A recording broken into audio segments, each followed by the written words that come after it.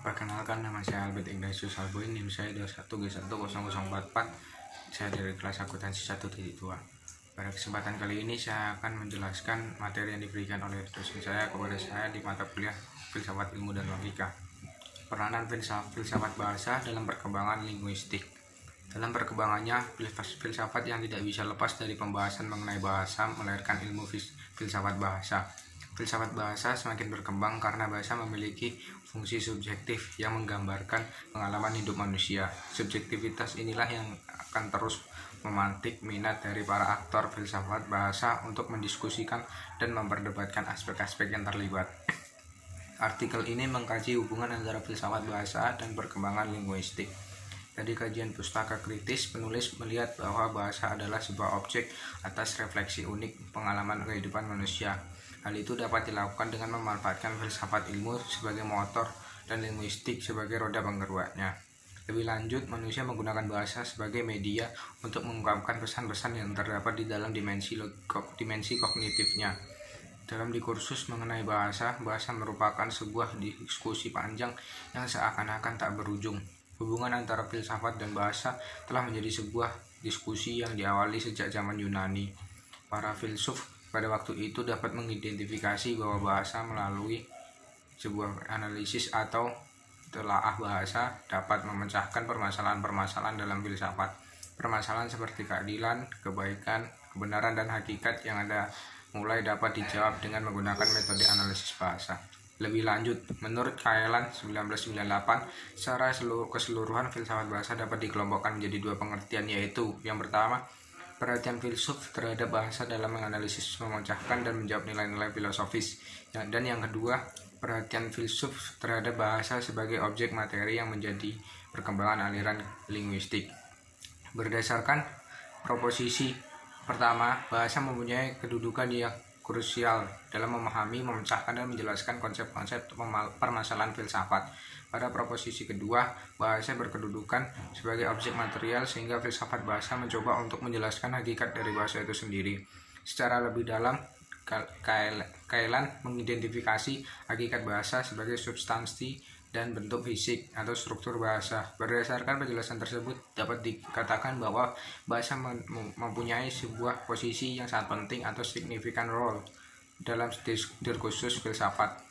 Berdasarkan landasan dari filsafat, teori-teori mengenai bahasa atau linguistik memulai langkahnya sebagai teori utama atau grand theories, rujukan para peneliti, pemerhati, dan pengguna bahasa di tahun 1950-an, dan sebagai teori-teori utama yang dijadikan sumber referensi primer para linguis dan pemerhati bahasa, atau bahkan sampai ke domain area publik pada saat ini. Akan tetapi, menurut Tyler Burger, seorang guru besar filsafat, diskusi mengenai filsafat bahasa masih belum mendapatkan perhatian atau apresiasi dari intelektual publik secara luas. Berdasarkan permasalahan yang diungkapkan oleh Burger, tulisan ini akan menjelaskan perkembangan filsafat bahasa yang dimulai sejak tahun 1950-an dan fluktuasi teori bahasa yang dilihat dari diskusi para filsuf sejak tahun 1950-an. Dan yang kedua, paradigma filsafat bahasa yang dimulai tahun 1950-an sebagai landasan berpikir terhadap fenomena linguistik. Hasil dan pembahasan peranan filsafat bahasa terdapat tiga sarana berpikir ilmiah, yakni bahasa, matematika, dan statistika. Dengan bahasa, manusia berbeda dari binatang dan dapat memikirkan dan membicarakan objek-objek yang kita berada di depan matanya. Kehidupan dunia yang kompleks dibahasakan dalam pernyataan-pernyataan yang sederhana dan dapat dimengerti. Oleh karena itu, muncullah diskusi mengenai filsafat bahasa yang bertujuan memecahkan permasalahan di dunia berdasarkan sudut pandang bahasa.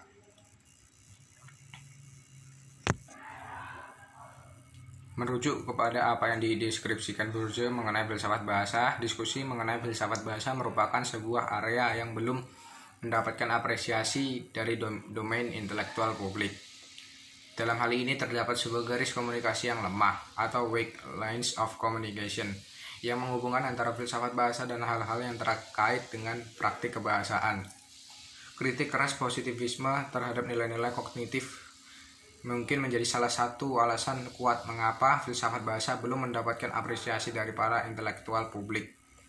Pada periode positivisme berkembang pula positivisme logis yang bertujuan membuat filsafat bahasa semakin ilmiah. Melalui positivisme logis inilah para pendukung positivisme logis dapat mengidentifikasi kelemahan dan batasan filsafat bahasa. Filsafat analitis atau yang juga disebut analitik fisiologi dan linguistik filosofi menyibukkan diri dengan analisis bahasa dan analisis konsep-konsep. Analisis ini dianggap sebagai terapi yang menurut filsuf-filsuf analitis banyak masalah filsafat atau juga teologis dan ilmiah dapat sembuh berkat analisis bahasa, lebih khusus melalui verificationist principle. Para pendukung positivisme logis dan dapat menjelaskan kelemahan filsafat bahasa, terutama dalam menghadapi isu-isu metafisik.